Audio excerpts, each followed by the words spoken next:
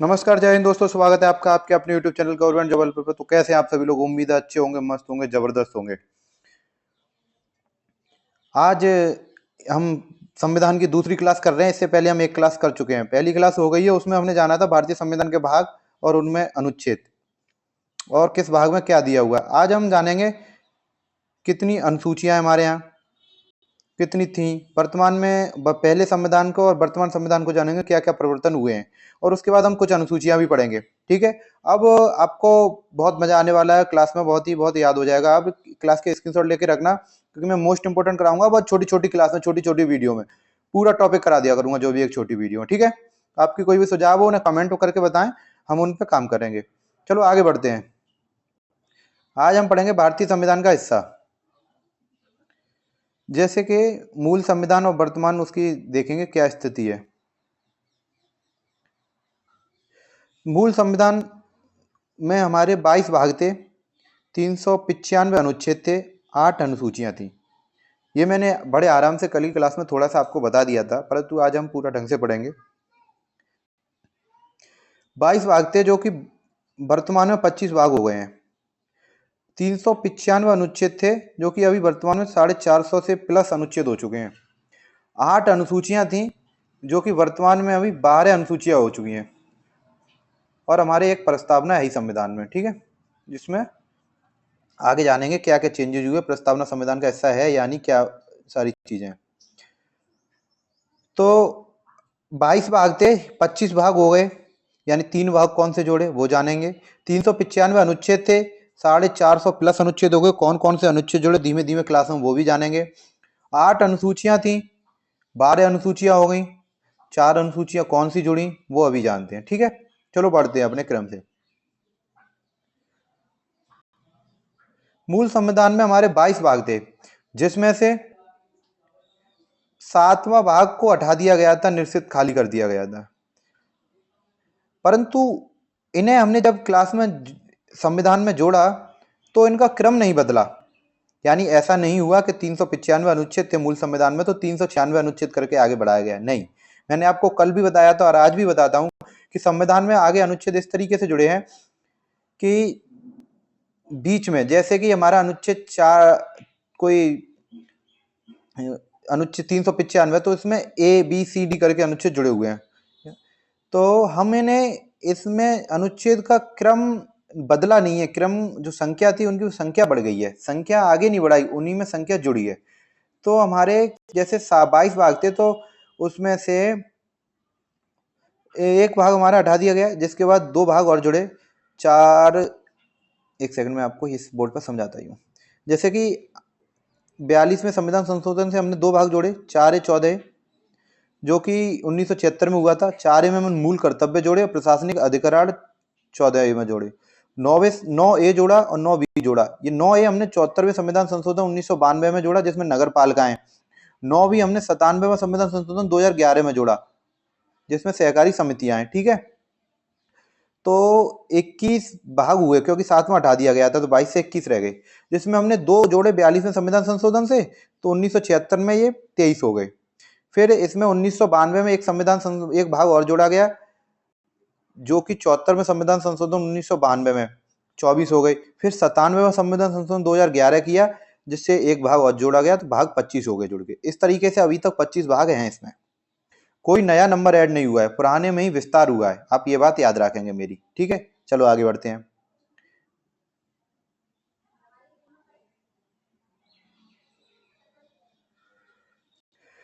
बेरूवादी मामला और केशवानंद भारती मामला आपने आज तक सुना होगा। इनको क्या कैसे मैं अभी आपको समझा देता हूं और आपको अभी समझ में आ जाएगा। जैसे बेरूवादी मामला है, ये हुआ था 1960 में। केशवानंद भारतीवाद ये हुआ था 1973 में। इस बेरूवादी मामले में बोला गया था, संविधान संशोधन के लिए प्रस्तावना में ये पूछा गया कि प्रस्तावना संविधान का हिस्सा है या नहीं, सुप्रीम कोर्ट से। सुप्रीम कोर्ट ने बोला था 1960 में, प्रस्तावना संविधान का हिस्सा नहीं है, इसमें कोई संशोधन नहीं हो सकता। यानी हम इसमें कोई संशोधन नहीं कर सकते, कोई हस्तक्षेप नहीं कर सकते। संविधान की प्रस्तावना जैसी है वैसी ही बनी रहेगी, इसमें कुछ हस्तक्षेप नहीं होगा।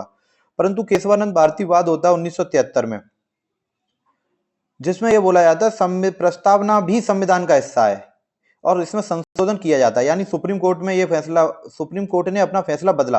सुप्रीम कोर्ट पहले कहता है प्रस्तावना संविधान का हिस्सा नहीं है, बाद में कहता है प्रस्तावना संविधान का हिस्सा है। पहले कहता है संशोधन नहीं किया जा सकता, बाद में कहता है संशोधन किया जा सकता है। तो बेरूवादी में ना किया है सुप्रीम कोर्ट ने, जो कि 1960 में हुआ था। केशवानंद भारती का जो हुआ 1973 में, उसने सुप्रीम कोर्ट ने हाँ कर दिया है, प्रस्तावना संविधान का हिस्सा है और संशोधन भी किया जा सकता है।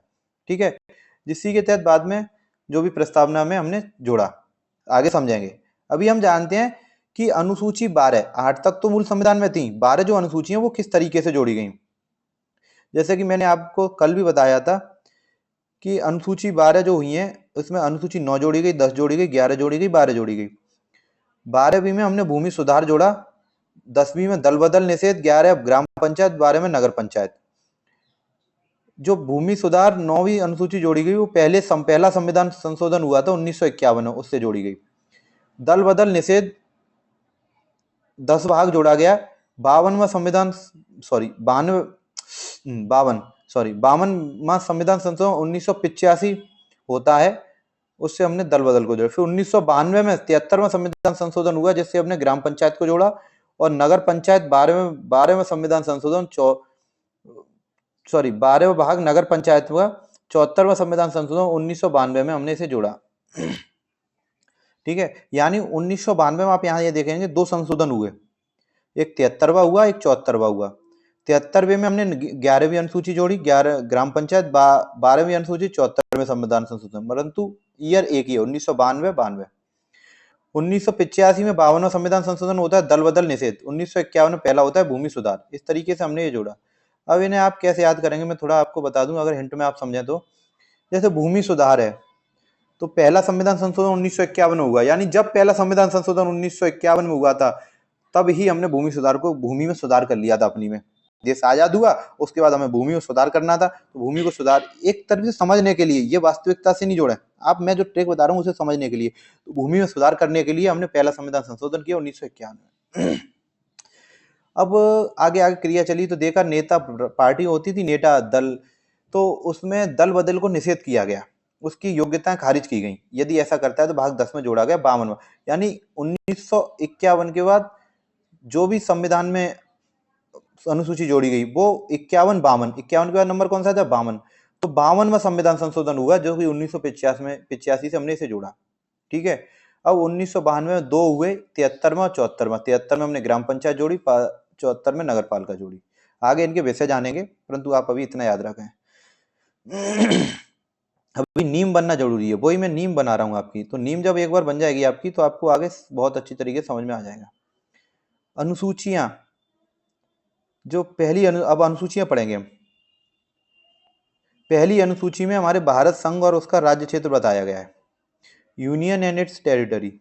ठीक है, पहली अनुसूची में हमने कल पढ़ा था भारत संघ और उसका राज्य क्षेत्र बताया गया है। और यह भी जाना था पहली अनुसूची में अनुच्छेद 1 से लेकर 4 तक आते हैं। क्या बताया गया कि राज्यों का क्षेत्र और संघ राज्य का क्षेत्र बताया गया। राज्यों का क्षेत्र है जिसमें हमारे 28 राज्य हैं, संघ राज्यों का क्षेत्र है जिसमें हमारे 8 संघ राज्य क्षेत्र हैं, यानी 8 यूटी हैं, 28 स्टेट हैं। सारी चीजें इनके नाम एवं जो भी क्षेत्र अधिकार है, चर्चा एवं उसका विस्तार, जो भी चीजें इसी में बताई गई है। ठीक है, जैसे कि अपना उत्तर प्रदेश ले लें तो उत्तर प्रदेश में क्या चीजें हैं, कैसे है, कितना है, सारा क्षेत्रफल लेके सब इसी के तहत आता है, कितनी सीमा है, ये एक पहली अनुसूची में बताया गया है। अब हम जानेंगे अनुसूची 2। अनुसूची 2 में क्या बताया गया है। अनुसूची 2 में बताई गई हैं विभिन्न पदाधिकारियों के वेतन, भत्ते एवं विशेष अधिकार। यस, जो भी वेतन भत्ते हैं वो दूसरी अनुसूची में बताए गए हैं। राष्ट्रपति का वेतन, राज्यों के राज्यपाल का वेतन, लोकसभा के अध्यक्ष और उपाध्यक्ष का वेतन, राज्यसभा के सभापति एवं उपसभापति का वेतन, राज्य विधानसभा के अध्यक्ष एवं उपाध्यक्ष का वेतन, राज्य विधान परिषद के सभापति एवं उपसभापति का वेतन, सुप्रीम कोर्ट के मुख्य एवं अन्य न्यायाधीशों का वेतन, हाई कोर्ट के मुख्य एवं अन्य न्यायाधीश का वेतन, सीएजी का वेतन। ठीक है, ये उपराष्ट्रपति, इनके वेतन बताए गए हैं। आपको बता दूं कि उपराष्ट्रपति को राज्यसभा के सभापति के रूप में ही वेतन दिया जाएगा। उपराष्ट्रपति का पद है, परंतु उस उपराष्ट्रपति के पद के लिए उसे वेतन नहीं मिलता। उसको जो वेतन मिलता है वो राज्यसभा के सभापति के रूप में कार्य करता है, उसका वेतन मिलता है। ठीक है, तो आगे पढ़ेंगे क्या है। अनुसूची 3, तीसरी अनुसूची में हमारे शपथ और प्रतिज्ञान बताए गए हैं। बताया गया है हमारे कि जो भी हमारे मंत्री हैं और जो भी हमारे सरकारी पद पे बैठे हुए व्यक्ति हैं उनकी शपथ और प्रतिज्ञान बताई गई है। तो अनुसूची 3 में संघ के मंत्रियों की शपथ बताई गई है। संसद के उम्मीदवार सदस्य हैं, लोकसभा का हो चाहे राज्यसभा का हो, उनकी शपथ बताई गई है। संसद का सदस्य लोकसभा राज्यसभा कैसा भी हो उसकी सदस्य बताई गई है, शपथ बताई गई है। राज्यों के मंत्री की, राज्य विधानमंडल के उम्मीदवार सदस्य, विधानसभा विधान परिषद का कोई भी हो और मंडल का सदस्य हो, वो भी एमएलए एमएलसी कोई भी, सुप्रीम कोर्ट का जज हो, हाई कोर्ट का जज हो, सीएजी, सबकी शपथ इसमें बताई गई है। आपको एक चीज बता दूं, संसद का कोई भी सदस्य चाहे वो लोकसभा का हो या राज्यसभा का हो उसे एमपी ही कहेंगे। लोकसभा का होता है उसे भी सांसद कहते हैं, राज्यसभा का होता है उसे भी सांसद कहते हैं। विधानसभा के सदस्य को एमएलए कहते हैं। एमएलए की फुल फॉर्म होती है member of legislative assembly. MLC member of legislative council. जो विधान परिषद का सदस्य होता है उसे एमएलसी कहते हैं, मेंबर ऑफ लेजिस्लेटिव काउंसिल। और जो विधानसभा का सदस्य होता है जिसे हम चुनते हैं उसे एमएलए कहते हैं, मेंबर ऑफ लेजिस्लेटिव असेंबली। इनका चुनाव एफपीपीएस पद्धति से होता है, ये आगे आपको समझाऊंगा। तो जो विधायक होते हैं उन्हें एमएलए कहते हैं जिन्हें हम चुनते हैं। ऐसी लोग जो ये जाते हैं विधानसभा में, ऐसी केंद्र में जो सांसद होते हैं उन्हें हम चुनते हैं जो जाते हैं लोकसभा में। ठीक है, इनकी पद्धति होती है एफपीपीएस। तो हम चौथी अनुसूची में बताया गया विभिन्न राज्यों के सीटों में, विभिन्न राज्यों से राज्यसभा में सीटों का आवंटन। यानी भारत में, एक सेकेंड, हाँ, भारत में जितने राज्य हैं, जैसे 28 राज्य हैं, उनमें किस राज्य में कितनी सीटें हैं ये बताया गया है चौथी अनुसूची में। तो जो राज्यसभा में सीटों का आवंटन हुआ है, राज्यसभा में सीटों का आवंटन हुआ है, वो अनुसूची 4 में बताया गया है किस तरीके से हुआ। आगे पढ़ेंगे सारी अनुसूची, ठीक है। तो आज हमने 4 अनुसूची जानी। अब मैं आपको रिकॉल करा देता हूं जिससे आपको एक बार में सब कुछ याद सा हो जाएगा, लगेगा कि हमें याद हो गया। देखिए मैं आपको यहाँ करा देता हूँ। हमने क्या पढ़ा? सबसे पहले हमने पहली अनुसूची पढ़ी। जैसे हमने जाना अनुच्छेद मूल संविधान और अभी के संविधान में, वर्तमान संविधान में, मूल संविधान में हमारे कितने भाग थे आप खुद बताएंगे? 22 भाग थे। कितनी अनुसूची थी? 8 अनुसूची थी। कितने अनुच्छेद थे? 395 अनुच्छेद थे। ठीक है, अब कितने हो गए हैं? 25 भाग हो गए हैं। 3 भाग जोड़े, अभी बताया कैसे जोड़े। 12 अनुसूची हो गई है, अभी बताया कैसे जोड़ी। 395 से 400 प्लस 450 प्लस अनुच्छेद हो चुके हैं, बताया था कैसे जोड़े। ठीक है, इसके बाद हमने ये जाना था कि 12 अनुसूची कैसे जुड़ी थी, किसमें क्या दिया है, कौन सी सन में संविधान संशोधन हुआ। ऐसे ही हमने ये जाना था कि ये 3 भाग है इसमें कैसे बने और जोड़ के 25 हुए।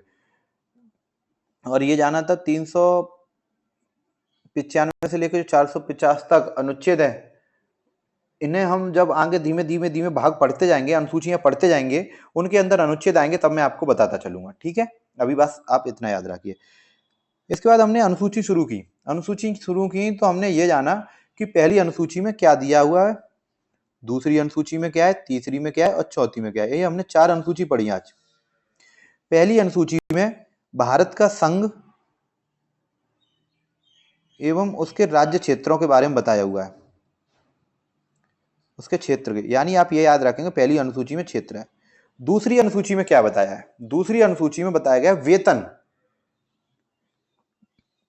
आपको अच्छी तरह मैंने समझा के पढ़ाया, परंतु अब मैं आपको रिकॉल कराने के लिए शॉर्ट में बता रहा हूं जो आपको याद रहेगा। वेतन एवं भत्ते। तीसरी अनुसूची में शपथ बताई गई है और चौथी अनुसूची में राज्यसभा में सीटों का आवंटन बताया गया है। सीट बटेंगी ये बताया, सीट बताइए चौथे। तो आप ये याद रखेंगे, पहले हम, हमारा भारत है तो हम उसके राज्य, उसके क्षेत्र के बारे में तो जानकर बात करेंगे। तो पहले हमने क्षेत्र, फिर हम उसके अंदर कुछ लोगों को काम पे रखेंगे तो उनके वेतन के बारे में बात करेंगे। यदि फिर हम ये सोचेंगे यार इन्हें वेतन तो दे रहे हैं तो इनके क्या गारंटी है काम ईमानदारी से करेंगे, तो उन पर हम शपथ दिलवाएंगे। जब शपथ दिलवाएंगे तो फिर हम उन्हें सीट भी देंगे। जब उन्हें शपथ मिलेगी, जब उन्हें काम पे रखेंगे तो बैठने के लिए काम पे सीट तो देंगे, तो उन्हें सीट देंगे। इस तरीके से आप ये 4 अनुसूची याद कर सकते हैं। चारों अनुसूची में हमने बताया। कल से हम 5वीं अनुसूची से शुरू करेंगे और कल की क्लास आगे कंटिन्यू करेंगे। बहुत छोटी क्लास में आपको ऐसे पढ़ाते चलेंगे और आपको क्लास में याद होता चलेगा। आप बताइए आपको कमेंट करके हमें कि आपको क्लास में ही ये चारों अनुसूचियों के बारे में याद हुआ कि नहीं। अभी मैं आपसे एक क्वेश्चन दूंगा और कोई सुझाव हो आपको सुधार करने के लिए वो भी हमें कमेंट करके बताएं, हम सुधार करेंगे। आपका क्वेश्चन ये है, आपको कमेंट करके बताना है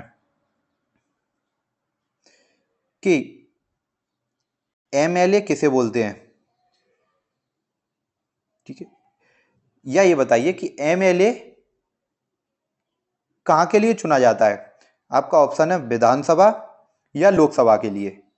एक है एमपी, एमपी कहां के लिए चुना जाता है, विधानसभा या लोकसभा के लिए। ये आपके दो क्वेश्चन हो गए, 1 नंबर 2 नंबर, ठीक है। आपको एक और दूं कि आपने तीसरी अनुसूची में क्या पढ़ा, तीसरी अनुसूची का विषय क्या है, तीसरी अनुसूची में क्या विषय बताया गया है। आपका ऑप्शन है वेतन या भत्ते बताए गए हैं या फिर शपथ बताई गई है। आपको ये 3 क्वेश्चन के कमेंट करके बताया ना, और आपको खुद से जानना है कि हमें क्लास में याद हुआ कि नहीं, ठीक है। आपको क्वेश्चन ऐसे ही आएंगे, जो भी आएगा सीधे के सीधे तीसरी अनुसूची में कि कौन सा विषय दिया हुआ है, किस बारे में जानकारी है, ठीक है। फिर मिलेंगे कल नई वीडियो के साथ, नई क्लास के साथ, इससे आगे का पढ़ेंगे। आप चैनल पर नए हैं तो चैनल को सब्सक्राइब कर लें। पूरा संविधान, पूरी मूल विधि और पूरी ही हिंदी, आगे फिर मैथ रीजनिंग भी जोड़ा है, जो मोस्ट इंपोर्टेंट है, जिनसे आप यूपीएसआई में सीधे 130 प्लस स्कोर कर सकते हैं, उनको लेके आएंगे मोस्ट इंपोर्टेंट, और बहुत ही सरल में भाषा में आपको क्लास में याद हो जाए, ठीक है। आपको कोई सुझाव वो कमेंट करें। फिर मिलेंगे एक नई वीडियो के साथ, तब तक के लिए हंसते रहिए, मुस्कुराते रहिए। जय हिंद, जय भारत, जय मां सरस्वती।